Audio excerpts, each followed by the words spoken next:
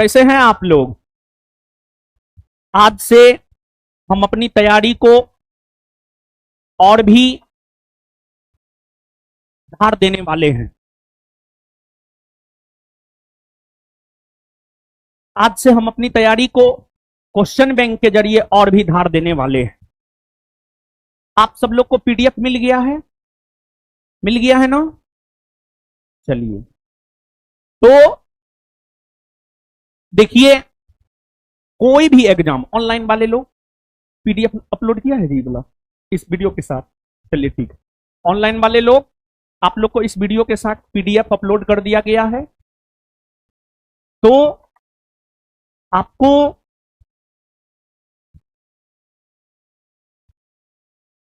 किसी भी एग्जाम को क्रैक करने के लिए एक स्ट्रेटजी बनाना होता है, और एग्जाम सच में क्रैक करना है तो उसका स्ट्रेटजी ये कहता है कि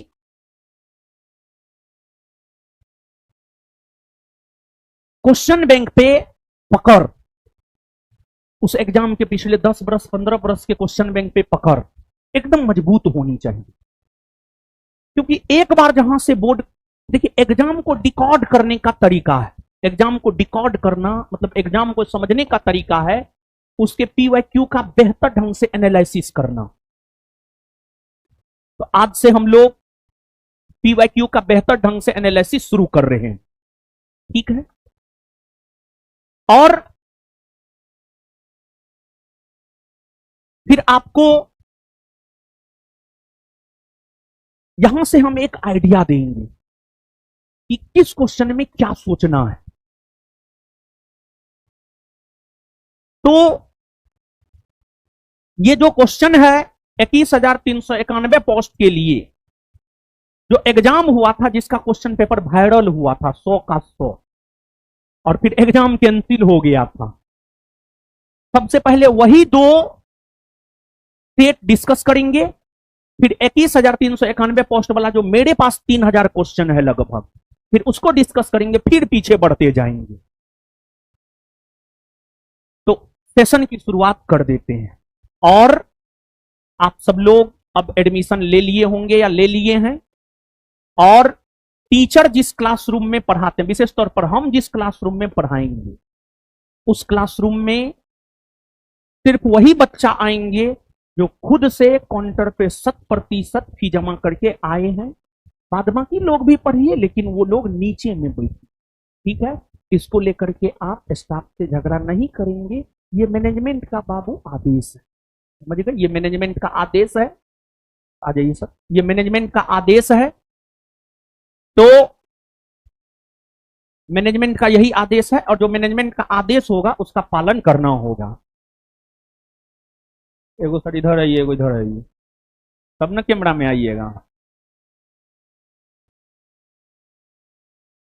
जैसे हल्ला मत कीजिए, जैसे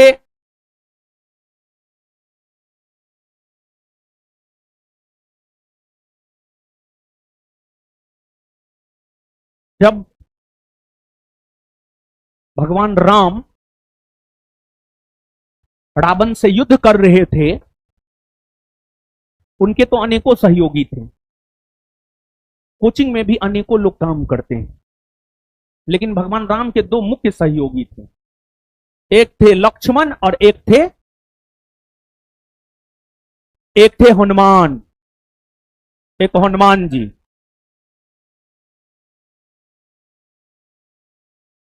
तो एक इस कोचिंग के लिए हमारे लिए एक लक्ष्मण जी हैं और एक हनुमान जी हैं, समझ गए? सब लोग दोनों टीचर से अवगत होंगे। बहुत बड़ा उपाधि दिए हैं सब। एगो भाई हैं हमारे, एगो हमारे शिष्य, मतलब लक्ष्मण जैसा भक्त है, सॉरी हनुमान जैसा भक्त है। तो ऐसे टीचर का भक्त नहीं हो सकता, लेकिन एक उपाधि में ये हमारे लक्ष्मण है और ये हमारे हनुमान जी। नहीं नहीं, गलत उपाधि दे दी, ये हमारे लक्ष्मण हैं और ये हमारे हनुमान जी। थोड़ा शरीर सब भी, हाइट भी, इस वजह से इनको हनुमान जी बनाए हैं। तो बस आज इस बहुत बड़े मंच से बहुत बड़ा उपाधि दिए हैं आप दोनों को। बिट्टू सर तो हमारा आत्मा है, बिट्टू सर के बिना तो हम अधूरा है। आपको क्या लगता है हम बिट्टू सर अलग है? नहीं, हम बिट्टू सर एक ही हैं। भले आपको लगता होगा, जैसे आपको लगता है राम और कृष्ण अलग है, नहीं बाबू, राम कृष्ण दोनों एक ही हैं। वैसे हम बिट्टू सर अलग नहीं है, बल्कि बिट्टू सर और हम एक ही हैं। समझ गए? तो हम यही चाहेंगे कि हमारा लाज रखिएगा आप दोनों, और तो कुछ नहीं चाहेंगे। हमारी उपाधि का लाज रखिएगा। और देखिए, कभी काल बड़ा भाई से भी गलती होता है, गार्जियन से भी गलती होता है। ऐसा थोड़े है कि ईश्वर से गलती नहीं हुआ है, हुआ है, हुआ है। तो ईश्वर से भी गलती हुआ है और ईश्वर से भी गलती हो सकता था। आप महाभारत के युद्ध में देखिए, भगवान कृष्ण के जीवनी को देखिए। भगवान कृष्ण से भी मानवीय सभ्यता को लेकर गलती हो सकता था। इसी वजह से भगवान कृष्ण ने गुरुकुल में जाकर के शिक्षा ग्रहण किया, ताकि उनसे गलती ना हो, ताकि उनसे गलती ना हो। तो आप अपने जीवन में गलत नहीं करें, अच्छा करें, इसी वजह से तो आप शिक्षा ग्रहण करते हैं। तो हो सकता है हम भी इंसान हैं। और देखिए, हम दोनों सर को हमेशा बतलाते रहते हैं कि आप में ये कमी है। देखिए, अपना होने का मतलब क्या होता है जानते हैं? अगर मेरे विचार में अपना का परिभाषा बतलाइएगा, तो मेरे विचार में अपना होने का परिभाषा होता है आपकी गलतियों से आपको अवगत करवाना, आपकी आलोचना करना। जैसे सर को आप कभी पूछ लीजिएगा, अभी तो माइक हम देंगे नहीं, माइक हम पकड़ लेते हैं तो देते ना है।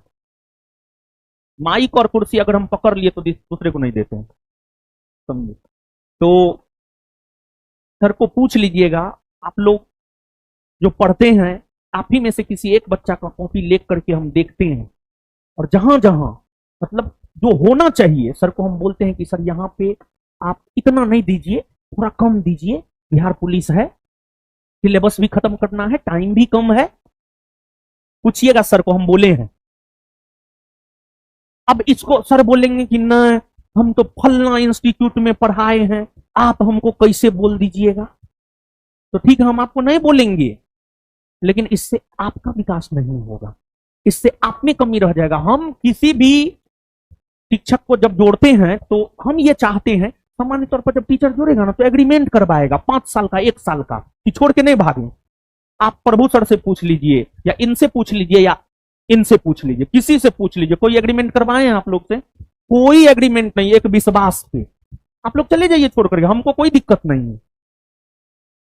क्योंकि जो सब्जेक्ट सर पढ़ाते हैं, ज्योग्राफी सर बिहार पढ़ाते हैं, उस सब्जेक्ट के हम स्वयं धुरंधर हैं, समझ गए? तो हम और हमारे टीचर पर जानते हैं सब दाव घरेली रहता है। जब सर हमसे जुड़े तो बहुत लोग जो है प्रयास किए, सर हमसे जुड़े तो इनसे भी बहुत प्रयास किया गया कि नहीं, उसको छोड़ करके यहाँ आ जाइए, हम उससे ज्यादा पैसा देंगे।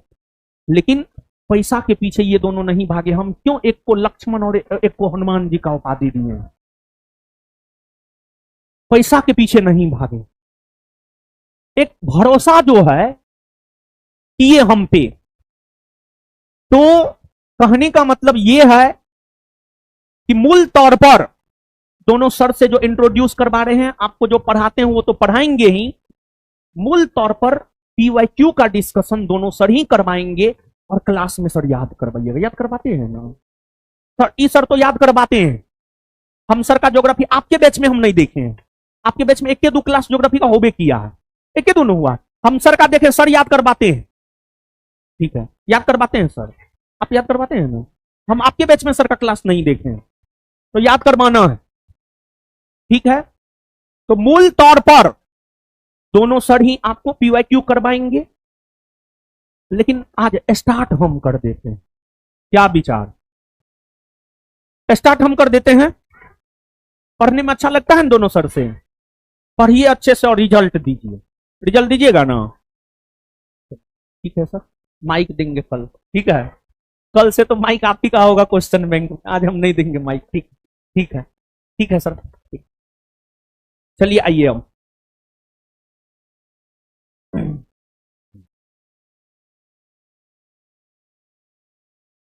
आइए बाबू लोग, आज हमसे पढ़ लीजिए। क्या आज की देखिए, जहां जहां क्वेश्चन बैंक में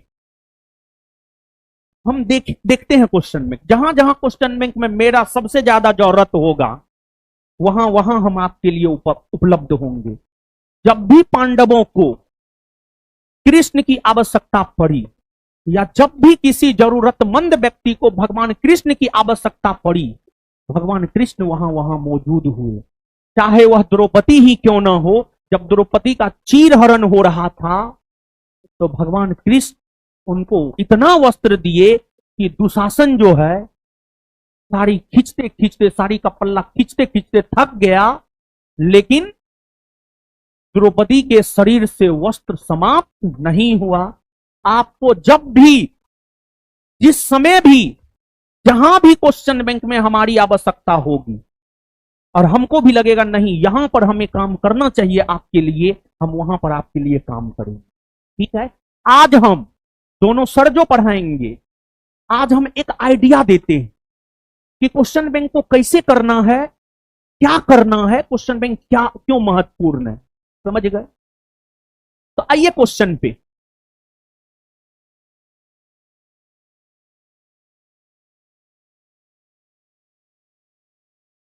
गौतम बुद्ध के समय का प्रसिद्ध वेद जीवक किसके दरबार से संबंधित? पढ़े हैं ना? बौद्ध धर्म, जैन धर्म आपको बताया गया है, पढ़ाया गया, हमको पता है। उसमें आपको बताया गया होगा, बताया गया है ना? देखिए, राजवेद मतलब आज के समय में डॉक्टर, डॉक्टर, डॉक्टर। तो आपको 6ठी सदी ईस्वी पूर्व में एक राजवेद यानी एक डॉक्टर, एक चिकित्सक हुआ करते थे, जीवक। एक चिकित्सक हुआ करते थे, जीवक। एक चिकित्सक हुआ करते थे, जीवक। जीवक, जीवक हर्यक वंश के शासक, हर्यक वंश के शासक बिंबिसार के दरबार में रहते थे। और बिंबिसार के मित्र हुआ करते थे महात्मा बुद्ध। जब महात्मा बुद्ध बीमार पड़े थे, तो बिंबिसार ने महात्मा बुद्ध की सेवा में अपने राज्य में जीवक को भेजा था। और अवंती के शासक चंद्रप्रद्योत भी जब बीमार पड़े थे, तो बिंबिसार ने चंद्रप्रद्योत के दरबार में भी किसको भेजा था? किसको? जीवक को भेजा था, जीवक को भेजा था। तो मूल तौर पर जीवक बिंबिसार के दरबार से संबंधित थे, लेकिन दीपक ने महात्मा बुद्ध की भी सेवा किया, चंद्रप्रद्योत की भी सेवा किया। और बिंबिसार हर्यक वंश के संस्थापक थे, राजगृह के संस्थापक थे। बिंबिसार ने राजगृह की स्थापना कर अपनी राजधानी राजगृह को बनाया। और बिंबिसार के विषय में ही कहा जाता है कि उन्होंने अपने साम्राज्य विस्तार हेतु 500 विवाह किया। 500 विवाह करके अपने साम्राज्य का विस्तार किया, ऐसा कहा जाता है।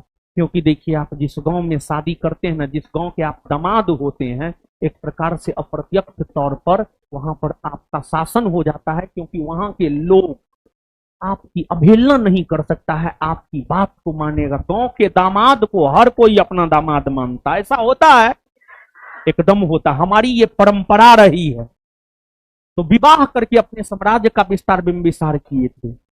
और बिंबिसार ही प्रथम शासक हुए जो अस्थायी तौर पर सेना की नींव रखी थी अपने पास में। तो इसका उत्तर क्या हो जाएगा बाबू? बिंबिसार।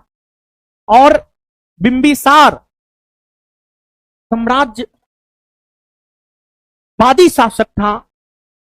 बिंबिसार कौशल नरेश प्रसेनजित, बिंबिसार के शासनकाल के समय कौशल नरेश हुआ करते थे प्रसेनजित। बिंबिसार कौशल नरेश प्रसेनजीत की बहन महाकोशला से भी विवाह किया था, और जब बिंबिसार महाकोशला से विवाह किया था तो उसे दहेज के रूप में काशी मिला था, काशी मिला था, काशी। आगे उदाइन, बिंबिसार का पोता था उदाइन, बिंबिसार का बेटा अजातशत्रु, अजातशत्रु का बेटा उदाइन। उदाइन ने गंगा और सोन नदी के संगम पर पाटलिपुत्रा को बसाया था, जिसे पटना कहा जाता है आज के डेट में। और उदाइन ही जब पाटलिपुत्रा को बसाया था तो उदाइन ने अपनी राजधानी पाटलिपुत्रा को बनाया था। चंद्रप्रद्योत बिंबिसार के समकालीन अवंती के शासक थे चंद्रप्रद्योत। कांग्रेस में इनमें से किसने समाजवादी दृष्टिकोण का प्रतिनिधित्व किया था? देखिए सुनिए बाबू सोना, समाजवादी दृष्टिकोण, समाजवादी दृष्टिकोण, समाजवादी दृष्टिकोण। देखिए सामान्य तौर पर समाजवाद का अर्थ होता है समानता, समानता।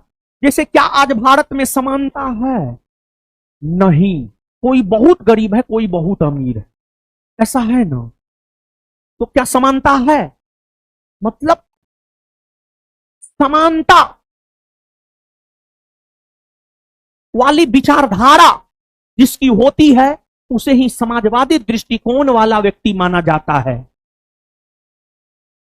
आपको कांग्रेस में गांधीवादी विचार के भी लोग थे, उदारवादी भी थे, उग्रवादी भी थे और समाजवादी भी थे। समाजवाद एक विचारधारा है।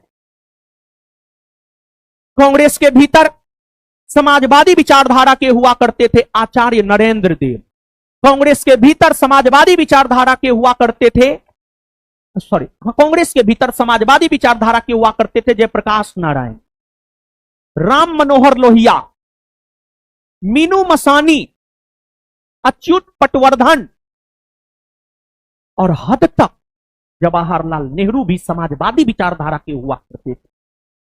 जवाहरलाल नेहरू ने एक बार कांग्रेस के वार्षिक अधिवेशन की अध्यक्षता करते हुए यह कहा कि मैं राजा और राजतंत्र में विश्वास नहीं करता हूं, मैं समाजवादी विचारधारा में विश्वास करता हूं, मैं समाजवादी हूं, मैं समाजवादी हूं। यह पंडित जवाहरलाल नेहरू का स्टेटमेंट था। और कांग्रेस के भीतर समाजवादी विचारधारा का नेतृत्व करते हुए ही आचार्य नरेंद्र देव ने मीनू मसानी, जयप्रकाश नारायण के साथ मिलकर 1934 ईस्वी में 1934 ईस्वी में Congress socialist party, Congress Samajwadi party की स्थापना किया। Congress socialist party, Congress Samajwadi party की स्थापना किया। तो कांग्रेस समाजवादी पार्टी की स्थापना कब हुई है बाबू? 1934 में हुई है। और किसने किया है? आचार्य नरेंद्र देव। किसने किया है? किसने किया है? उत्तर क्या होगा बाबू? नरेंद्र देव, नरेंद्र देव। राजेंद्र प्रसाद कांग्रेसी थे, गांधीवादी थे। ये राजेंद्र प्रसाद गांधीवादी थे, मौलाना आजाद गांधीवादी थे, सरदार पटेल गांधीवादी थे, क्योंकि ये सभी गांधी जी के विचारों से प्रेरित थे और गांधी जी के विचारों पर चलते थे। राजेंद्र प्रसाद के बारे में तो कहा जाता है कि गांधी जी अगर राजेंद्र प्रसाद को बोल देते थे कि यहां बैठे रहना, बैठले रहते, उठते नहीं थे। इतने बड़े गांधीवादी थे राजेंद्र प्रसाद। गांधी जी जो कह दिए उसको मानते थे। सरदार पटेल तो थोड़ा आलोचना भी कर देते थे गांधी जी की बातों का, लेकिन आपको राजेंद्र प्रसाद जो गांधी जी कह दिए बस, हाँ, मूर्ख की तरह मानना, समझे? तो आगे बढ़ते हैं। तो मतलब यहां पर आप समझिएगा, शुरू में जानते एगो हिस्ट्री, एगो पॉलिटी, एगो ज्योग्राफी दी है, ताकि आप देखिए हिस्ट्री भी है, पॉलिटी भी है, ज्योग्राफी भी है। समझ गए? आगे देखिए ज्योग्राफी का ये क्वेश्चन, कौन सा एक महाद्वीप जिससे होकर कर्क रेखा, भूमध्य रेखा और मकर रेखा गुजरती है? अफ्रीका महादेश। अफ्रीका महादेश। कौन महादेश बाबू? अफ्रीका महादेश। यहां पर मानचित्र नहीं लगाया, मानचित्र लगाना चाहिए भी। हाँ, लगाया है। देखिए बाबू, पृथ्वी है। संपूर्ण पृथ्वी की अगर बात की जाए तो संपूर्ण पृथ्वी को 179 179 अक्षांश रेखा में बांटा गया। संपूर्ण पृथ्वी को 179 अक्षांश रेखा में बांटा गया है। उन अक्षांश रेखाओं में कुछ महत्वपूर्ण अक्षांश रेखा है। 0 डिग्री अक्षांश रेखा, 23.5 डिग्री उत्तरी अक्षांश रेखा, 23.5 डिग्री दक्षिणी अक्षांश रेखा। ये जो लाइन हम आपको बाबू खींच रहे हैं, ये 0 डिग्री अक्षांश रेखा है। इस 0 डिग्री अक्षांश रेखा को हम लोग क्या कहते हैं? तो इस 0 डिग्री अक्षांश रेखा को हम लोग विषुवत रेखा कहते हैं। विषुवत रेखा कहते हैं। फिर एक 23.5 डिग्री उत्तरी अक्षांश रेखा है। इससे ऊपर जाइएगा उत्तरी गोलार्ध, नीचे आइएगा दक्षिणी गोलार्ध। उत्तरी गोलार्ध में ये जो बाबू रेड कलर से हम आपको खींच रहे हैं, ये 23.5 डिग्री उत्तरी अक्षांश रेखा है। और इस 23.5 डिग्री उत्तरी अक्षांश रेखा को बाबू हम लोग कहते हैं कर्क रेखा। क्या कहते हैं बाबू? कर्क रेखा। कर्क रेखा कहते हैं। और फिर उसी प्रकार से विषुवत रेखा से जब हम लोग नीचे आएंगे दक्षिणी गोलार्ध, और दक्षिणी गोलार्ध की अगर हम बात करें बाबू, तो दक्षिणी गोलार्ध में जो पिंक कलर से हम आपको रेखा खींच रहे हैं, ये आपको 23.5 डिग्री दक्षिणी अक्षांश रेखा है, यानी मकर रेखा है। 23.5 डिग्री दक्षिणी अक्षांश रेखा को ही हम लोग मकर रेखा कहते हैं। मकर रेखा कहते हैं।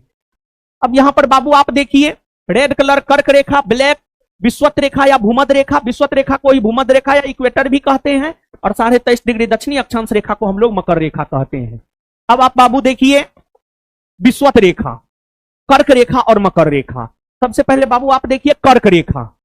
कर्क रेखा उत्तरी अमेरिका महादेश से होकर गुजरती है, कर्क रेखा अफ्रीका महादेश से होकर गुजरती है, और कर्क रेखा एशिया महादेश से होकर गुजरती है। ये उत्तरी अमेरिका महादेश है, ये अफ्रीका महादेश है, और ये एशिया महादेश है। तो कर्क रेखा बाबू उत्तरी अमेरिका महादेश, अफ्रीका महादेश और एशिया महादेश से होकर गुजरती है। और फिर विषुवत रेखा, विषुवत रेखा दक्षिणी अमेरिका महादेश से होकर गुजरती है, अफ्रीका महादेश से होकर गुजरती है, और एशिया महादेश से होकर गुजरती है। और फिर मकर रेखा दक्षिणी अमेरिका महादेश, अफ्रीका महादेश और ऑस्ट्रेलिया से होकर गुजरती है। और मकर रेखा लगभग ऑस्ट्रेलिया महादेश के बीचों बीच से होकर गुजरती है, और ऑस्ट्रेलिया को लगभग 2 बराबर भाग में विभाजित करती है। तो इसमें आप गौर फरमाइए, उत्तरी अमेरिका महादेश से कर्क रेखा गुजरती है, दक्षिणी अमेरिका महादेश से विषुवत रेखा और मकर रेखा गुजरती है, अफ्रीका महादेश से कर्क रेखा भी, विषुवत रेखा भी और मकर रेखा भी गुजरती है। Answer Africa. फिर एशिया महादेश से कर्क रेखा और विषुवत रेखा गुजरती है, और ऑस्ट्रेलिया महादेश से जो है आपको मकर रेखा सिर्फ गुजरती है। वहीं यूरोप की अगर हम बात करें, तो यूरोप महादेश से ना तो कर्क रेखा गुजरती है, ना विषुवत रेखा गुजरती है, ना मकर रेखा गुजरती है। जैसे यहां पर बाबू एक प्रश्न आया है कि किस महादेश से होकर कर्क, विषुवत, मकर तीनों गुजरती है, आंसर अफ्रीका आपने देखा। उसी प्रकार से बाबू अगर आपसे पूछ दिया कौन ऐसा महादेश है जिससे होकर ना कर्क, ना विषुवत, ना मकर रेखा गुजरती, आंसर क्या होगा? क्या होगा? यह बहुत शानदार क्वेश्चन बनता है, तो सोचना है।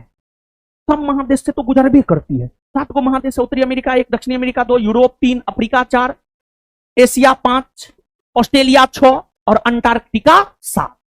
दक्षिणी ध्रुवीय क्षेत्र में अंटार्कटिका है 7।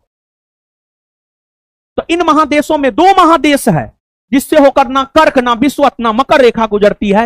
एक है उत्तरी ध्रुवीय क्षेत्र में स्थित यूरोप महादेश, और दूसरा है दक्षिणी ध्रुवीय क्षेत्र में स्थित अंटार्कटिका। अंटार्कटिका। इस लाइन को बाबू आप क्वेश्चन पे ही लिखिए या फिर कॉपी में लिखिए कहीं पर। ये सब लाइन हम जो लिखा दिए वो सब जरूर याद रखिए, समझ गए? लिखिएगा बाबू, यूरोप और अंटार्कटिका, यूरोप और अंटार्कटिका, ये 2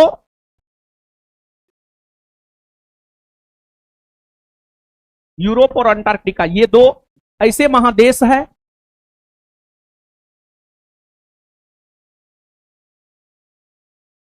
यूरोप और अंटार्कटिका, ये 2 ऐसे महादेश है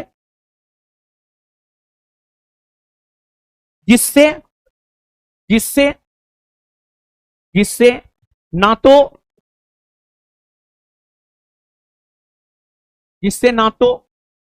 कर्क रेखा, जिससे ना तो कर्क रेखा, ना ही विषुवत रेखा और ना ही मकर रेखा, और ना ही मकर रेखा। गुजरती है और ना ही मकर रेखा गुजरती है, और ना ही मकर रेखा गुजरती है। Full stop. और एक बात जानिए और, जानते हैं अंटार्कटिका महादेश पर मानव नहीं रहता है। यहां पर जानते हैं सब देश, रूस, अमेरिका, फ्रांस, भारत, सब देश अपना रिसर्च सेंटर स्थापित किया हुआ है। अंटार्कटिका महादेश पर सब देश अपना रिसर्च सेंटर स्थापित किया हुआ है। इसी वजह से अंटार्कटिका महादेश को विज्ञान को समर्पित महादेश कहा जाता, विज्ञान को समर्पित महादेश कहा जाता। और अंटार्कटिका महादेश पर जो है पूरा बर्फ जमा हुआ है, पूरा बर्फ जमा हुआ है, जिस वजह से इसका आकृति हमेशा चेंज होते रहता। बर्फ पिघलता है, बर्फ जमा है तो अलग आकृति, बर्फ पिघलता है तो अलग आकृति।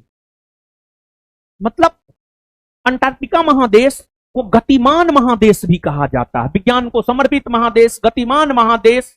और साथ ही साथ जो है अंटार्कटिका महादेश पर कोई मानव निवास नहीं करता है। और यहां पर भारत के 3 शोध केंद्र हैं, दक्षिण गंगोत्री, मैत्री, भारती। दक्षिण गंगोत्री, मैत्री, भारती, ये तीनों अंटार्कटिका में स्थित भारत के शोध केंद्र है। ये सब बात लिखिए, सब बात आपके एग्जाम के पॉइंट ऑफ व्यू से महत्वपूर्ण लिखिए आप। अंटार्कटिका, नेक्स्ट पॉइंट, अंटार्कटिका विश्व के दक्षिणी ध्रुवीय,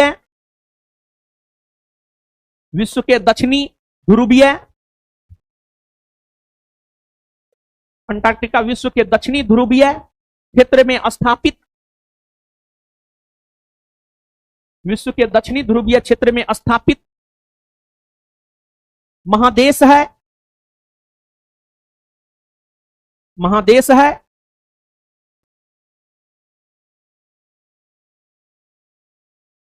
जहां मानव निवास नहीं करता है,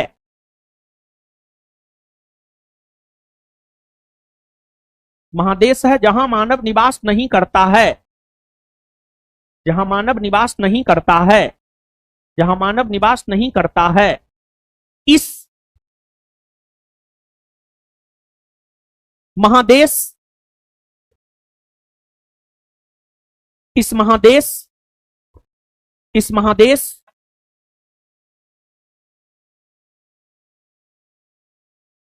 को विज्ञान के लिए समर्पित महादेश कहा जाता है। इस महादेश को विज्ञान के लिए समर्पित महादेश कहा जाता है।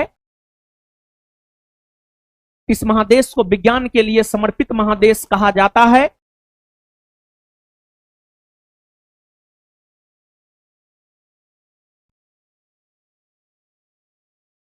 क्योंकि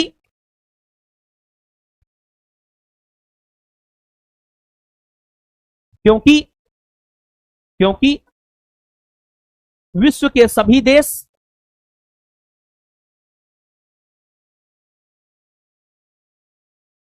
क्योंकि विश्व के सभी देश यहां अपना अनुसंधान केंद्र, क्योंकि विश्व के सभी देश यहां अपना अनुसंधान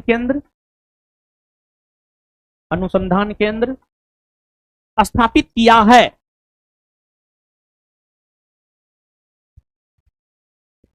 फुल स्टॉप। उसी में दक्षिण गंगोत्री कोमा, उसी में दक्षिण गंगोत्री कोमा मैत्री, दक्षिण गंगोत्री कोमा मैत्री और भारती, दक्षिण गंगोत्री कोमा मैत्री और भारती, दक्षिण गंगोत्री कोमा मैत्री और भारती अंटार्कटिका में स्थापित, दक्षिण गंगोत्री कोमा मैत्री और भारती अंटार्कटिका में स्थापित, अंटार्कटिका में स्थापित 3 भारत के अनुसंधान केंद्र है। 3 भारत के अनुसंधान केंद्र है।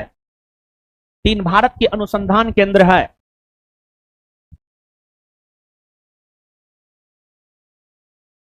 इस महाद्वीप को गतिशील महाद्वीप भी कहा जाता है। उसी में इस महाद्वीप को गतिशील महाद्वीप भी कहा जाता है। इस महाद्वीप को गतिशील महाद्वीप भी कहा जाता है। इस महाद्वीप को गतिशील महाद्वीप भी कहा जाता है। Full stop. Full stop. चलिए अब आगे आइए, ये सब बात आप बाबू याद रखिएगा। अब आगे आइए,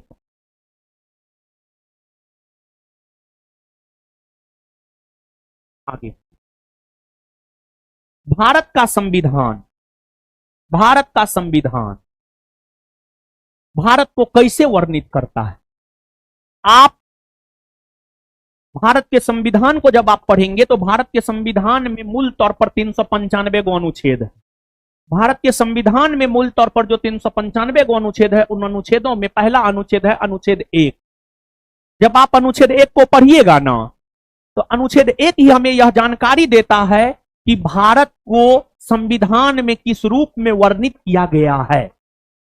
अनुच्छेद 1 क्या कहता है जानते हैं? अनुच्छेद 1 यह कहता है कि इंडिया अर्थात भारत राज्यों का संघ होगा।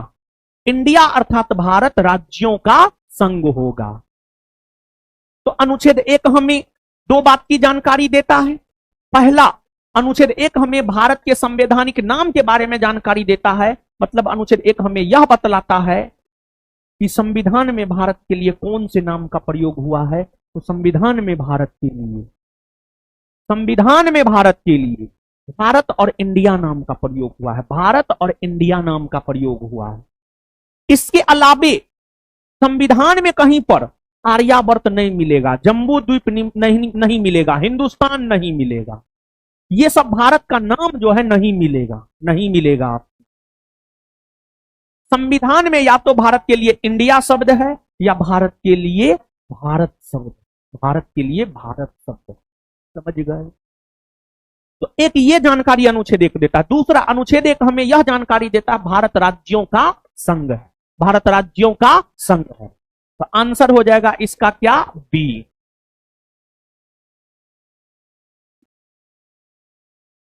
सूचना का अधिकार अधिनियम किस वर्ष लागू किया गया? देखिए बाबू,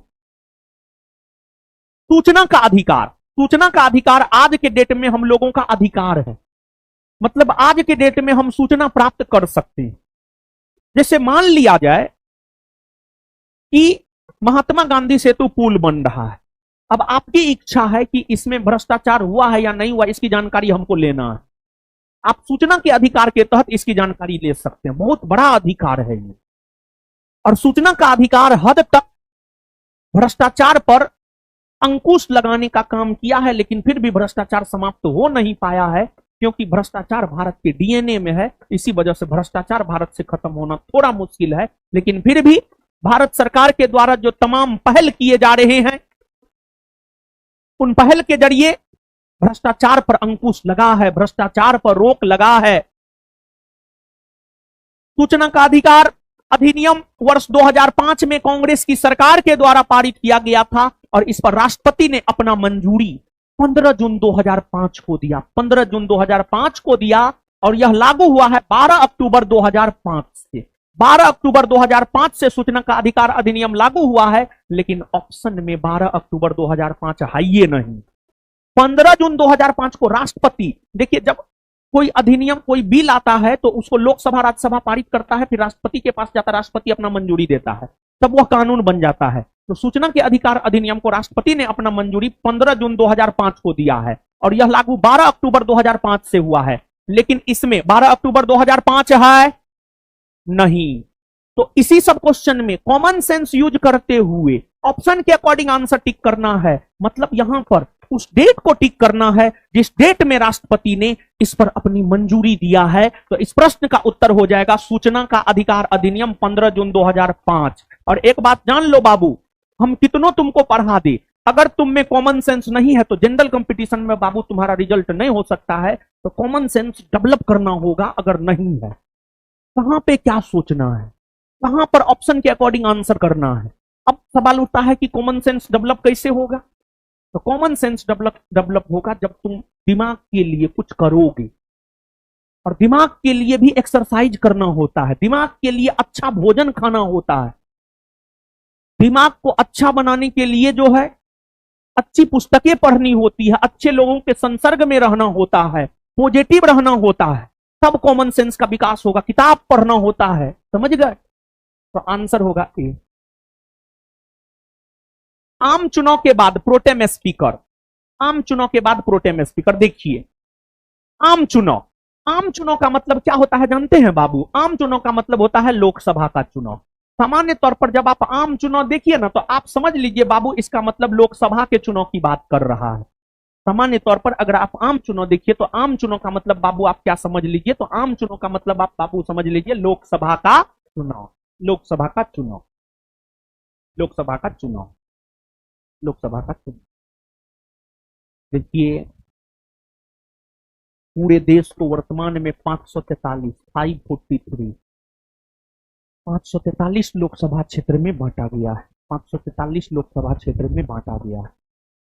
लोकसभा का चुनाव प्रत्यक्ष तौर पर होता है जिसमें आम जनता भाग लेता है, और वैसी आम जनता जिसका उम्र 18 वर्ष या उससे अधिक हो गया है और भारत की मतदाता सूची में उसका नाम है, वही आम जनता लोकसभा के चुनाव में भाग लेता है और अपने अपने संसदीय क्षेत्र से अपने अपने मेंबर ऑफ पार्लियामेंट को आम जनता चुन करके लोकसभा भेजता है और लोकसभा के लिए चुनाव करवाता है भारत का निर्वाचन आयोग, भारत का निर्वाचन आयोग।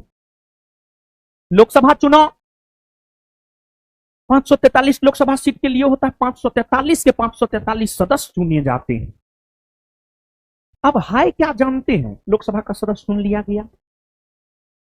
अगर कोई व्यक्ति लोकसभा का सदस्य चुन लिया गया और वह बिना शपथ ग्रहण के लोकसभा की कार्यवाही में भाग लेने लगा तो उस कंडीशन में उस पर जुर्माना लगाया जाता है 500 रुपया प्रतिदिन के हिसाब से। कोई लोकसभा का सदस्य चुनाव जीता, शपथ नहीं ग्रहण किया, लोकसभा की कार्यवाही में भाग ले लिया, जितना दिन भाग लेगा उतना दिन 500 के हिसाब से जो है जुर्माना उसको लगाया जाता है। नेता पॉकेट से पैसा निकालने वाला। तो लोकसभा के नवनिर्वाचित सदस्य, लोकसभा के नवनिर्वाचित, उधर छोड़िए ना क्या हो रहा है, अरे छोड़िए उधर, इधर पढ़िए, उधर ऐसे होते रहता है, इधर उधर सब चीज होते रहता है, उतना परेशान नहीं होना। लोकसभा के है क्या जानते हैं? खाना आया, खाना खा नहीं पाए, हुआ क्या? फाउंडेशन बैच लिए 12:30 पौने 1 से 2 बजे तक, फिर 2:15 यहाँ आए, फिर आपकी क्लास में आ गए। अब आपकी क्लास से निकलेंगे तब खाना खा पाएंगे। क्या है समझिए।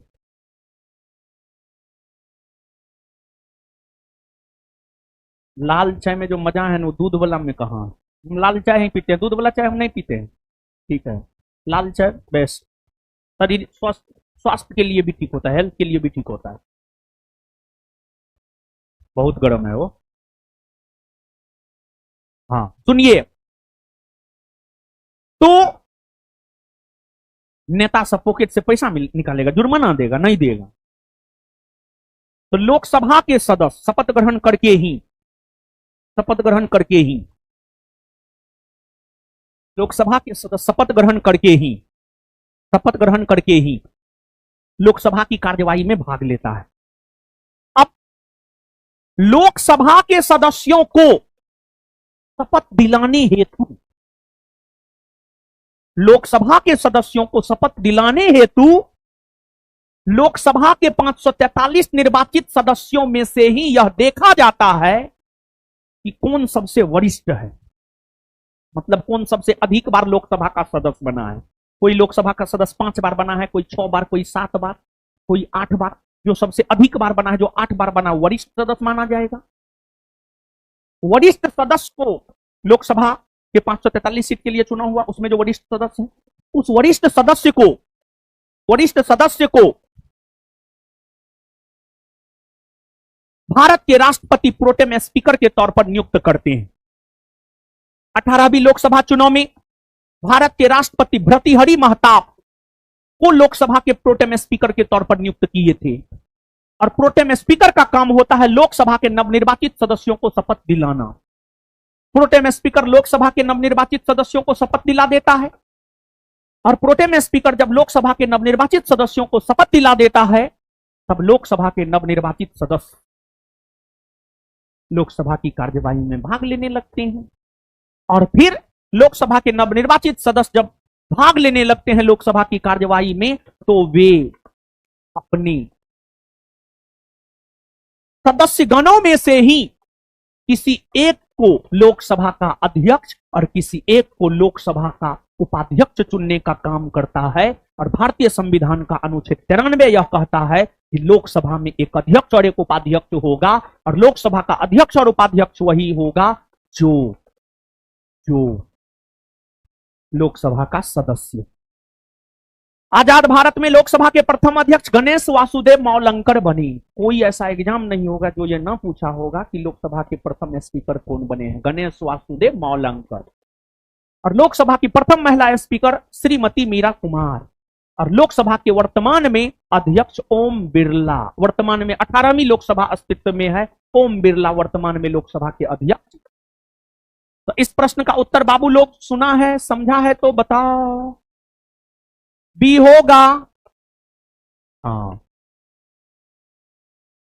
आगे, भारत के संविधान का विचार किसने दिया? क्या कोई दिक्कत हो उस क्वेश्चन में? नहीं ना। देखिए, सुनिए, एगो बात बताते हैं। यूपीएससी दीजिएगा ना, यूपीएससी दीजिएगा, प्रीलिम्स अगर में भी दीजिएगा या क्वेश्चनों देखिएगा, अगर अच्छे से नहीं पढ़े रहिएगा, क्वेश्चन आंसर देखिएगा, आपको ए यू उत्तर हो सकता है, बीओ हो सकता है, सीओ हो सकता है, डीओ हो सकता है, लेकिन उसमें उत्तर एक ही होता है। जैसे अब मान लिया जाए कि आपके सामने प्रस्ताव आया कि आप आलिया भट्ट से विवाह कीजिएगा कि कैटरीना कैफ से। आप तो कहिएगा एकरो से हो जाए तो ओकरो से कर लेंगे, ओकरो से हो जाए तो ओकरो से कर लेंगे, लेकिन होगा तो किसी एक से ही। फिर दोनों अब शादीशुदा हो गई, दोनों शादीशुदा हो गई। एगो विक्की कौशल ले गया और एगो रणबीर सिंह या रणबीर कपूर, रणबीर कपूर। ये दोनों में हम थोड़ा कंफ्यूज हो जाते हैं, रणबीर कपूर रणबीर सिंह, समझे? हाँ, रणबीर सिंह की कपूर, हाँ ठीक है, जो भी ले गया ना अपना, छोड़िए। अब हमको उससे क्या मतलब। वैसे ही सुनिए, कभी कभी बिहार पुलिस जैसे वनडे एग्जाम में भी एक क्वेश्चन अगर आप देखिएगा तो आपको लगेगा बीओ होगा, सीओ होगा, बीओ हो सकता है, सीओ हो सकता है, लेकिन क्वेश्चन के डिमांड को समझिए। और एप्रोप्रिएट तो आंसर एक एगो हो सकता है, देना तो आपको एक एगो है। विवाह तो आपका या तो आलिया से होगा या कैटरीना से होगा, दोनों से तो हो नहीं सकता है, तो आंसर तो कोई एक हो सकता है। एप्रोप्रिएट आंसर उसमें हो सकता है, उसको ऐसा तो उस क्वेश्चन में कोई ऑप्शन है नहीं मेरे ख्याल से जी।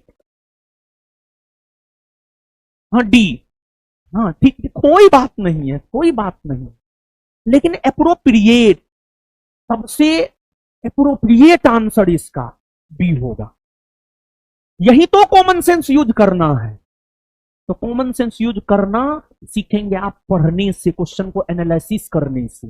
जैसा कि हम पढ़ते पढ़ाते तो कॉमन सेंस हमने थोड़ा सा तो आइए गया, तब ना बता देते कि बी होगा कि डी होगा। बी एकदम एप्रोप्रिएट आंसर होगा, बोर्डो बी ही मारेगा, एकदम आप कंफर्म मानिए, समझ गए? अब देखिए एगो बात बताइए, ठीक है, डी क्यों नहीं होगा हम आपको समझा देते हैं। अब मान लिया जाए कि केंद्र में बीजेपी की सरकार बनी, यानी लोकसभा के चुनाव में बीजेपी बहुमत में आ गया, बीजेपी बहुमत में आ गया, लेकिन कांग्रेस का कोई सदस्य लगातार 10 बार लोकसभा का सदस्य चुना गया है, सबसे वरिष्ठ कांग्रेसी कोई है, तो क्या द्रौपदी मुर्मू उस कांग्रेसी को प्रोटेम स्पीकर नियुक्त कर देगी? कदापि नहीं, बल्कि बीजेपी के चुने हुए सदस्यों में द्रौपदी मुर्मू यह देखेंगी कि बीजेपी में कौन सबसे वरिष्ठ है। अब मान लिया जाए कोई बीजेपी में वरिष्ठ है जो 6 बार चुनाया है, कांग्रेस का 10 बार वाला चुना है, तो कांग्रेस के किसी एमपी को प्रोटेम स्पीकर नहीं नियुक्त करेंगी द्रौपदी मुर्मू, बल्कि द्रौपदी मुर्मू बीजेपी के उस सदस्य को प्रोटेम स्पीकर नियुक्त करेगी जो सबसे वरिष्ठ होगा। इसी वजह से डी नहीं होगा। समझ में आया? अब डी क्यों नहीं होगा? आए, समझ गए ना? आगे, भारत के संविधान का विचार किसने दिया था? भारत के संविधान का विचार 1934 ईस्वी में, 1934 ईस्वी में एम एन रॉय ने दिया था। एम एन रॉय ने, किसने दिया था? एम एन रॉय ने। एम एन रॉय ने 1934 में। और बाबू देखिए बी आर अंबेडकर, इनके बारे में क्या कहे जानते? हम अंबेडकर साहब को अपना आदर्श क्यों मानते हैं पता है? हम एक बात बताते हैं, हम अंबेडकर साहब को अपना आदर्श क्यों मानते हैं, और हम सभी को अंबेडकर साहब को अपना आदर्श क्यों मानना चाहिए। अंबेडकर साहब का जो कंसेप्ट था, उस कंसेप्ट का दुनिया दीवाना है। देखिए अंबेडकर साहब के साथ छुआछूत का व्यवहार हुआ। अंबेडकर साहब महार जाति से आते थे, दलित जाति था, उसके साथ छुआछूत का व्यवहार किया जाता था, तो अंबेडकर साहब के साथ छुआछूत का व्यवहार हुआ था। अंबेडकर साहब के साथ छुआछूत का व्यवहार हुआ तो अंबेडकर साहब पढ़े लिखे और उसने यह तय किया हमारे साथ छुआछूत का व्यवहार हुआ है, लेकिन हम अपनी आगे आने वाली पीढ़ी के साथ छुआछूत का व्यवहार नहीं होने देंगे। और फिर जब वे संविधान बना रहे थे तो संविधान में अनुच्छेद 17 को उन्होंने शामिल किया और उसको मौलिक अधिकार में शामिल किया और छुआछूत के अंत करने की घोषणा किया, अस्पृश्यता के अंत करने की घोषणा किया। और संविधान का यह प्रावधान कहता है कि आज की डेट में अगर कोई छुआछूत का व्यवहार किसी के साथ करे तो यह माना जाएगा कि आपके मौलिक अधिकार का हनन हुआ है, और फिर आप उस स्थिति में डायरेक्ट सुप्रीम कोर्ट जा सकते हैं, देश के सबसे शीर्ष अदालत जा सकते हैं और सुप्रीम कोर्ट आपके मामलों की सुनवाई करेगा और आपको न्याय देगा। मतलब अंबेडकर साहब के दीवाने हम इसलिए हैं क्योंकि अंबेडकर साहब जो कष्ट झेले वो कष्ट अपने आगे आने वाले पीढ़ियों को नहीं झेलने दिए। एक ये रीजन है। दूसरा, उनका जो विचार था, देखिए कितना शानदार विचार था। संविधान में आरक्षण, आरक्षण अभी ईडब्ल्यूएस समुदाय के लोगों को 10% आरक्षण, यानी सामान्य वर्ग के वैसे लोग जो आर्थिक तौर पर पिछड़े हुए हैं उसे 10% आरक्षण, ओबीसी समुदाय के लोगों को 27% आरक्षण, एससी एसटी समुदाय के लोगों को उनकी जनसंख्या के अनुपात में आरक्षण। ये कंसेप्ट कौन दिया था? संविधान में आरक्षण का कंसेप्ट कौन दिया था? संविधान में आरक्षण का कंसेप्ट डॉक्टर भीमराव अंबेडकर ने दिया था। डॉक्टर भीमराव अंबेडकर ने दिया था। डॉक्टर भीमराव अंबेडकर ने दिया था। महात्मा गांधी और अंबेडकर साहब के बीच जो पूना समझौता हुआ है सितंबर 1932 में, वो पूना समझौता से ही तो आरक्षण का कंसेप्ट आया है। और आरक्षण जरूरी है या नहीं है तो हम आपको यहां पर बताते चले, आरक्षण जरूरी है। क्यों आरक्षण जरूरी है? हम तुमको तर्क दे रहे हैं, तुम सुनो। मान लो घर में तुम दो भाई हो, एगो पूरा उसको खाने के लिए कुछ तो मिला, वो दरड़ फरड़ के दूध दही सब्जी थोड़ा खा के बलिष्ठ बन गया, और जो बलिष्ठ बन गया वो अपना छोटका भाई को खाने ही नहीं दे रहा है, उससे भी छीन के खा ले रहा है। एकदम भूखा है, छोटका भाई खाने के लिए बैठा, उससे भी छीन के दूध पी ले रहा है, खा ले रहा है। तो उस स्थिति में वो कमजोर हो जाएगा। अगर कमजोर हो गया और अगर माँ बाप उस पर विशेष ध्यान नहीं दिया और दी तो बच्चा तो कुपोषण का शिकार हो जाएगा, बीमार रहेगा। फिर डॉक्टर के पास लेकर जाते रहिए। ऐसा हो सकता है या नहीं हो सकता है? और ऐसा होता है या नहीं होता है? एकदम होता है। और जो दो भाई है, अगर एगो दुबला पतला है, आंतरिक तौर पर कमजोर है, बीमार रह रहा है, उस पर माँ बाप भी ज्यादा ध्यान देता है और देती है, हाँ या ना? तो हमारे समाज में जो पिछड़े लोग हैं, जो दलित लोग हैं, जो शैक्षणिक तौर पर पिछड़े हुए हैं, जो सामाजिक तौर पर पिछड़े हुए हैं, जो आर्थिक तौर पर पिछड़े हुए हैं, अगर उन्हें विशेष सुविधा नहीं दीजिएगा तो क्या वे समाज की मुख्य धारा में जुड़ पाएंगे? नहीं। और जब वे समाज की मुख्य धारा में नहीं जुड़ पाएंगे तो क्या देश का सर्वांगीण विकास होगा? नहीं। और हम सभी भारतवासी को, अगरा पिछड़ा, हिंदू मुसलमान, सबको मिलकर के देश के विकास में अपना योगदान देना चाहिए। और विकास सामूहिकता, का प्रतिरूप है। सामाजिक सामाजिक सामाजिक सामूहिकता ही देश को विकास के पथ पर ला सकता है। सामाजिक सामूहिकता ही देश को विकास के पथ पर ला सकता है। तो आरक्षण का कंसेप्ट अंबेडकर साहब ही दिए। सामान्य तौर पर दलित और पिछड़े जाति के लोग तो अंबेडकर साहब का खुले तौर पर समर्थन करते हैं, लेकिन ऊंची जाति के लोग विरोध करते हैं। तो हम ऊंची जाति के लोगों को यह कहना चाह रहे हैं, आज के डेट में ऊंची जाति के लोगों को जो केंद्र की मोदी सरकार के द्वारा 10% आरक्षण दे दिया गया है, क्योंकि संविधान में आरक्षण का प्रावधान अंबेडकर साहब करके गए थे। इसी वजह से ऊंची जाति के भी वैसे लोग जो आर्थिक तौर पर पिछड़े हुए हैं, उन्हें भी 10% आरक्षण मिला है। तो ऊंची जाति के लोगों को भी अंबेडकर साहब के विचारों का समर्थन करना चाहिए, क्योंकि वो भी उससे लाभान्वित होते। हाँ या ना, यही सब रीजन है, समझ गए। और अंबेडकर साहब को भारतीय संविधान का निर्माता माना जाता है, भारतीय संविधान का निर्माता। और ऐसा ना है कि सिर्फ अंबेडकर साहब संविधान बनाए, संविधान सभा ने बनाया, संविधान सभा के एक सदस्य थे अंबेडकर साहब, लेकिन संविधान बनाने में सबसे बड़ा योगदान उनका रहा है। इसी वजह से अंबेडकर साहब को संविधान निर्माता माना जाता है। अंबेडकर साहब के बारे में और क्या बोले, कम से कम एक लेक्चर पूरा, एक सप्ताह, कम से कम एक सप्ताह अंबेडकर साहब के साथ बारे में हम बोल सकते हैं। बहुत ज्यादा नॉलेज ना है, लेकिन एक सप्ताह 2 घंटा के हिसाब से मतलब 14-15 घंटा हम अंबेडकर साहब के बारे में बोल सकते हैं। ठीक है, और पढ़ेंगे तो और बोल सकते हैं, जितना पढ़े उसमें 14-15 घंटा बोल सकते हैं। ठीक है, उनकी 2 बीबी थी, पता है आपको। वो हिंदू जन्म लिए थे लेकिन मरे नहीं थे हिंदू, वो बौद्ध होकर के मरे थे, समझो, हिंदू धर्म को छोड़ दिए थे। चलिए पढ़िए, जितना अंबेडकर साहब को जानिएगा बहुत जान लिए। और इसमें से भी बहुत सारा चीज एग्जाम के पॉइंट ऑफ व्यू से महत्वपूर्ण है, समझे। जितना अभी हम भाषण दिए, कुछ भी भाषण देंगे तो एग्जाम के पॉइंट ऑफ व्यू से महत्वपूर्ण होगा।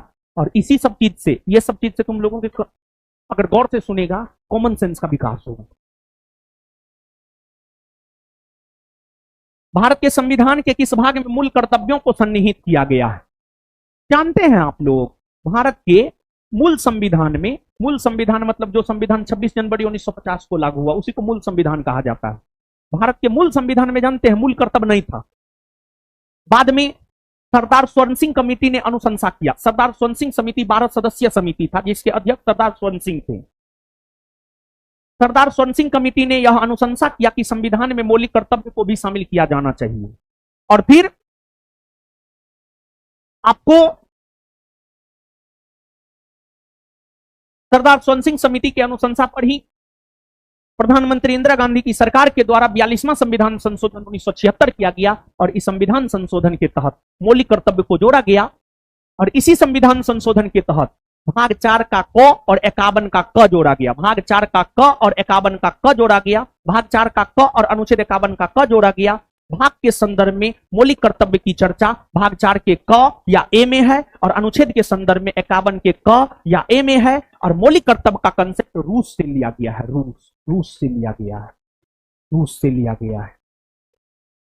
आंसर हो जाएगा जी। भाग 5 में संघ का शासन है, भाग 2 में नागरिकता है, भाग 6 में राज्य का शासन है। और भारतीय संविधान के अलग अलग भागों में अलग अलग प्रावधान है।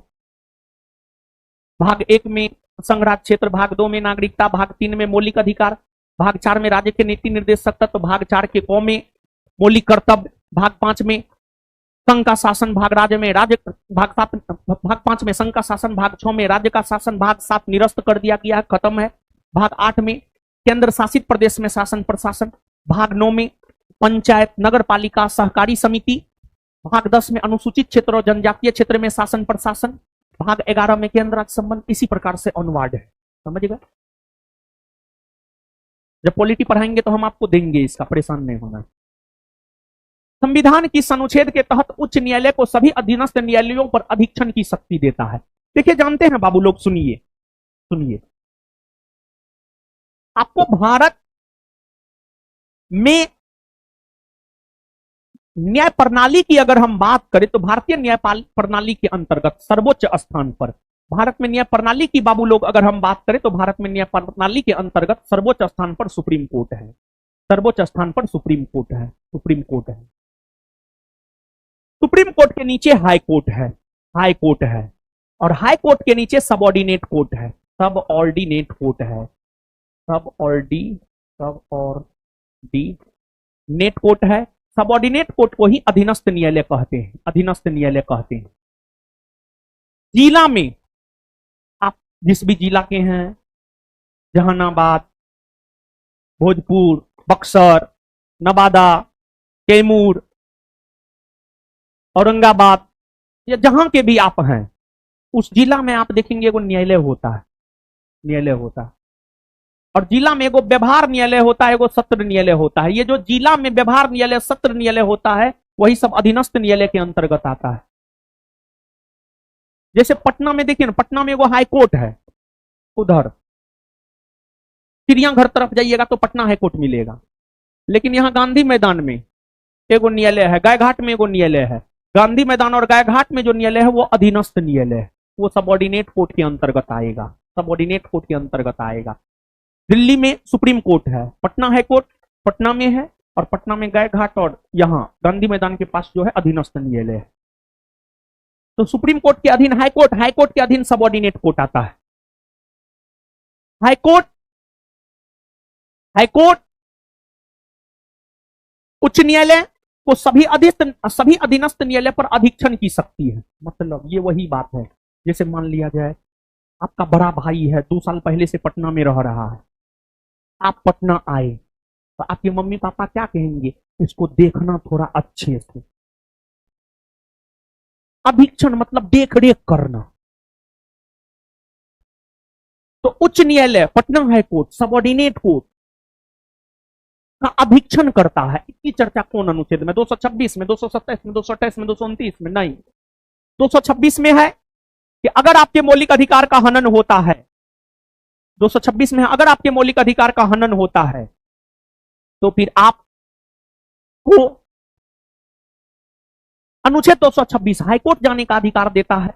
और अनुच्छेद 226 के तहत जब आप हाईकोर्ट जाते हैं तो हाईकोर्ट आपको लेकर के 5 प्रकार का रीट जारी कर सकता है। हाईकोर्ट 5 प्रकार का रीट जारी कर सकता है: बंदी प्रत्यक्षीकरण, परमादेश, अधिकार परीक्षा लेख, उत्प्रेषण और प्रतिषेध लेख। समझ गए? अनुच्छेद 227, इस प्रश्न का उत्तर हो जाएगा अनुच्छेद 227। अनुच्छेद 227 के तहत ही उच्च न्यायालय को यह शक्ति है कि वह सभी अधीनस्थ न्यायालयों का अधीक्षण कर सकता है, अधीक्षण, परीक्षण, निरीक्षण कर सकता है। राज्यसभा के सदस्यों का चुनाव किसके द्वारा किया जाता है? देखिए भारत में संसदीय लोकतांत्रिक प्रणाली को अपनाया गया है। जिस संसदीय लोकतांत्रिक प्रणाली के अंतर्गत संसद का 2 सदन होता है, संसद का 2 सदन होता है। एक होता है लोकसभा और एक होता है राज्य, एक होता है लोकसभा और एक होता है राज्यसभा, राज्यसभा होता है। तो संसद के 2 सदन होते हैं, संसद का 2 हाउस होता है, संसद के 2 घर होते हैं। एक होता है लोकसभा और एक होता है राज्यसभा, एक होता है लोकसभा और एक होता है राज्यसभा। यहां पर समझिएगा, यहां पर जो बता रहे हैं बाबू, यहां से एक क्वेश्चन आएगा, तुम जान लो, और इसको कॉपी में तुमको लिख लेना है। हम लिखेंगे कुछ नहीं, पहले समझ लो फिर हम तुमको लिखा देंगे, परेशान नहीं होना है। लोकसभा का चुनाव का जहां तक सवाल है, लोकसभा के चुनाव में आम जनता भाग लेता है। लोकसभा के चुनाव में आम जनता भाग लेता है, आम जनता, वैसी आम जनता जिसका उम्र 18 वर्ष या उससे अधिक है और उसका नाम मतदाता सूची में है, वही लोकसभा के चुनाव में भाग लेता है, वही लोकसभा के चुनाव में भाग लेता है।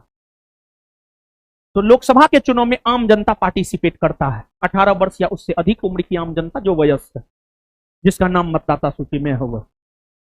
अब राज्यसभा के चुनाव में कौन भाग लेता है? तो राज्यसभा के चुनाव की अगर हम बात करें तो राज्यसभा के चुनाव में आम जनता भाग नहीं लेता है, बल्कि राज्यसभा के चुनाव में आम जनता भाग नहीं लेता है, बल्कि राज्यसभा के चुनाव में अगर देखा जाए तो राज्यसभा के चुनाव में अगर देखा जाए तो राज्यसभा के चुनाव में राज्य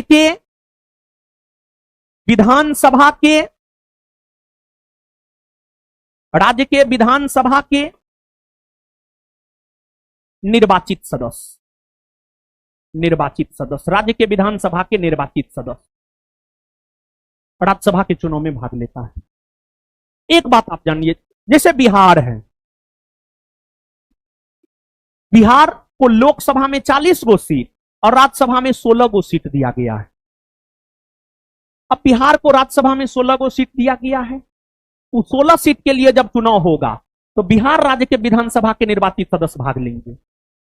बिहार राज्य के विधानसभा में निर्वाचित सदस्यों की संख्या है 243। बिहार की विधानसभा में सीट की संख्या है 243। बिहार के विधानसभा में जो 243 सीट है, ये जो 243 को निर्वाचित विधानसभा बिहार विधानसभा के सदस्य होते हैं, यही 243 को मिल करके राज्यसभा के 16 सदस्यों को बिहार से चुन करके भेजेंगे। राज्यसभा के लिए 16 सदस्यों को चुनकर भेजेंगे। जैसे तेजस्वी यादव राज्य के विधानसभा के निर्वाचित सदस्य है। जैसे आपको और भी कई सारे नेता हैं, 243 को विधायक है, हर क्षेत्र का विधायक होगा आपका, और आपका जो विधायक होता है वही राज्यसभा के सदस्य में भाग लेता है। समझ गए?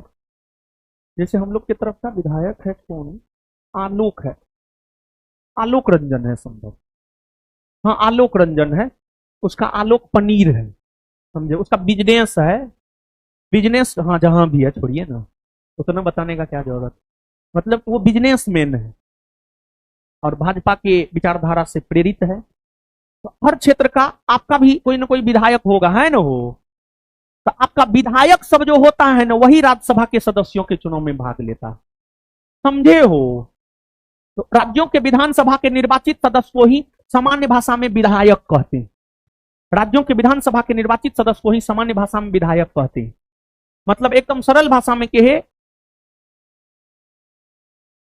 राज्यों के विधायक उस राज्य में जितने राज्यसभा सीट हैं उस पर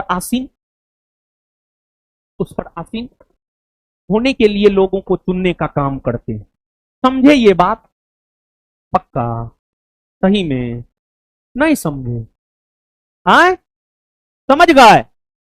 अब इसके आगे देखिए बाबू सोना, जैसे लोकसभा राज्यसभा होता है वैसे ही होता है राज्य में, केंद्रीय स्तर पर लोकसभा राज्यसभा होता है, वैसे ही बाबू राज्य में होता है विधानसभा और विधान परिषद। राज्य में होता है विधानसभा और विधान परिषद, राज्य में होता है विधानसभा और विधान परिषद। अब विधानसभा के चुनाव में कौन भाग लेता है? विधानसभा के चुनाव में वही भाग लेता है जो लोकसभा के चुनाव में भाग लेता है, यानी देश की वयस्क जनता। विधानसभा का चुनाव राज्य में होता है, तो जिस राज्य में विधानसभा का चुनाव होता है उस राज्य की वयस्क जनता, मतलब जिसका उम्र 18 वर्ष या उससे अधिक है, वो विधानसभा के चुनाव में भाग लेगा। तो आम जनता इसमें भाग लेता है। लेकिन विधान परिषद के चुनाव में आम जनता भाग नहीं लेता है। विधान परिषद के जितने सदस्य होते हैं उसमें से 1/3 सदस्य को चुनने का काम राज्य के विधानसभा के निर्वाचित सदस्य करते हैं। राज्य के विधानसभा के निर्वाचित सदस्य करते हैं। राज्य के विधानसभा के निर्वाचित सदस्य करते हैं। पुनः 1/3 सदस्य को स्थानीय निकाय के चुने हुए प्रतिनिधि चुनते हैं। स्थानीय निकाय, पंचायती राज, नगर निगम के चुने हुए प्रतिनिधि चुनते हैं। फिर विधान परिषद के 1/6 भाग सदस्यों को मनोनीत करते हैं राज्यपाल। 1/6 भाग सदस्यों को मनोनीत करते हैं राज्यपाल। और फिर 1/12 भाग सदस्यों को चुनने का काम शिक्षक करते हैं, और 1/12 भाग सदस्यों को चुनने का काम करता है छात्रगण, जो ग्रेजुएट है उस प्रकार के छात्रगण, स्टूडेंट। अब आप जोड़िएगा तो आपको टोटल पूरा 1 आ जाएगा। 1/3, 1/3, 1/6 प्लस 1/12, 1/12 सबको जोड़िएगा तो 1 आ जाएगा। मतलब जितना सदस्य है उसमें से 1/3 भाग सदस्यों को राज्य के विधानसभा के निर्वाचित सदस्य चुनते हैं, 1/3 भाग सदस्यों को स्थानीय निकाय के सदस्य चुनते हैं, 1/6 भाग सदस्यों को राज्यपाल के द्वारा मनोनीत किया जाता है साहित्य, कला, विज्ञान, समाज सेवा के क्षेत्र से, और 1/12 भाग सदस्यों को शिक्षक, 1/12 भाग सदस्यों को छात्र। समझ गए? तो कौन किसके चुनाव में भाग लेता है, किसका चुनाव में कौन भाग लेता है, ये बात हम आपको बता दिए, इसको आप याद रखिएगा। अब इसको आप लिख लीजिए। कैसे लिखिए? लोकसभा और राज्यों के विधानसभा के चुनाव में आम जनता भाग लेता है लोकसभा और राज्यों के विधानसभा चुनाव में, लोकसभा और राज्यों के विधानसभा चुनाव में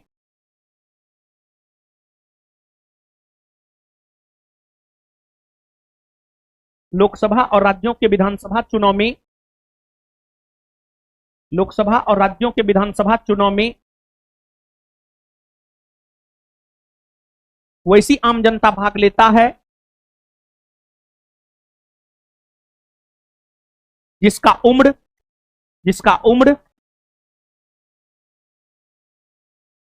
18 वर्ष या उससे अधिक है, जिसका उम्र 18 वर्ष या उससे अधिक है, जिसका उम्र 18 वर्ष या उससे अधिक है,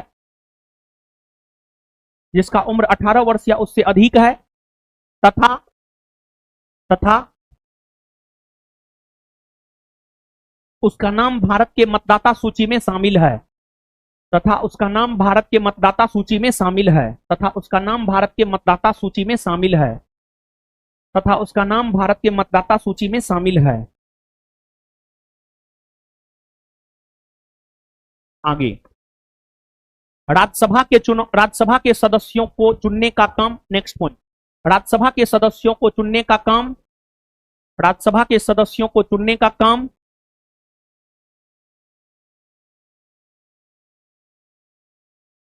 राज्यसभा के सदस्यों को चुनने का काम राज्यसभा के सदस्यों को चुनने का काम राज्यसभा के सदस्यों को चुनने का काम राज्य के विधानसभा के निर्वाचित सदस्य करते हैं। राज्यसभा के सदस्यों को चुनने का काम राज्य के विधानसभा के निर्वाचित सदस्य करते हैं। राज्यसभा के सदस्यों को चुनने का काम राज्य के विधानसभा के निर्वाचित सदस्य करते हैं।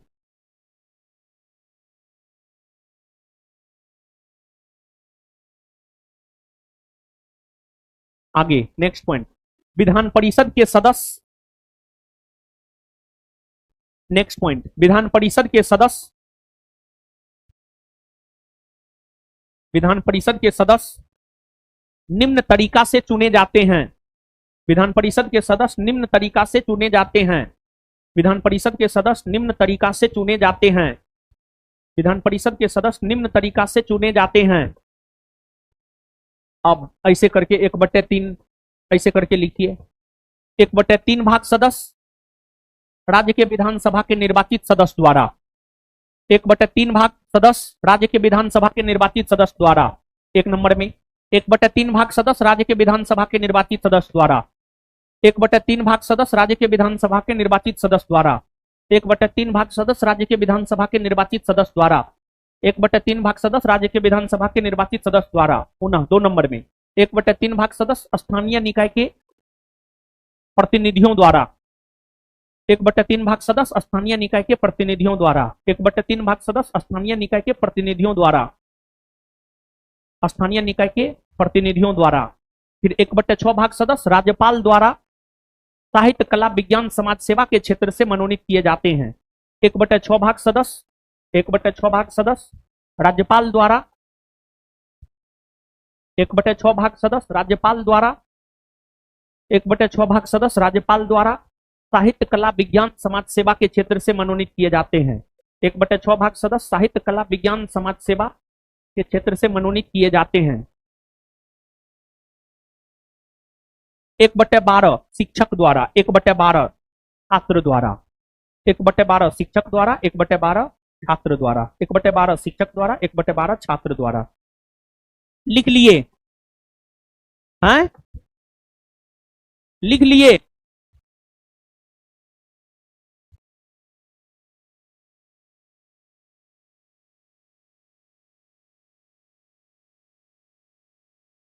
अब लिखे, हुआ, हो गया। तो बताइए, लोकसभा और विधानसभा के चुनाव में आम जनता ना भाग लेता है? हाँ, लोकसभा विधानसभा के चुनाव में कौन भाग लेता है? लोकसभा राज्य के विधानसभा के चुनाव में कौन भाग लेता है? और राज्यसभा के चुनाव में? अगर आप समझे हैं तो इसका उत्तर बताइए। अगर आप समझे हैं तो इस क्वेश्चन का बाबू सोना उत्तर बताइए, क्या हो? ए होगा, ए होगा ना? चलिए, इतना समझ में आया, इतना ही रहने की, भूख लगी। अब कंटिन्यू चलेगा, ये रूटीन एक रोज बताए थे, कल हम क्लास आएंगे तो हम रूटीन बता देंगे, ठीक है। आगे अभी जाना नहीं है, क्लास खत्म नहीं हुआ है। मैथ रीजनिंग भी आपको पढ़ना है, क्योंकि आपके एग्जाम में 10 को मैथ रीजनिंग भी आता है। तो 3 बज करके 45, 46, 47, 48 मिनट हुआ। 12 मिनट बाद, 12 मिनट में आप लोग माइंड फ्रेश कर लीजिए, जीएस से अपने माइंड को मैथ रीजनिंग की ओर ले जाइए। 12 मिनट बाद मैथ का क्लास 4 बजे से शुरू होगा, आप सब लोग मैथ का क्लास कीजिए, ठीक है। फिर मैथ का क्लास करके तब आप घर जाइएगा। हो गया आज का क्लास, यहीं तक, काट दो, ऑनलाइन काटो।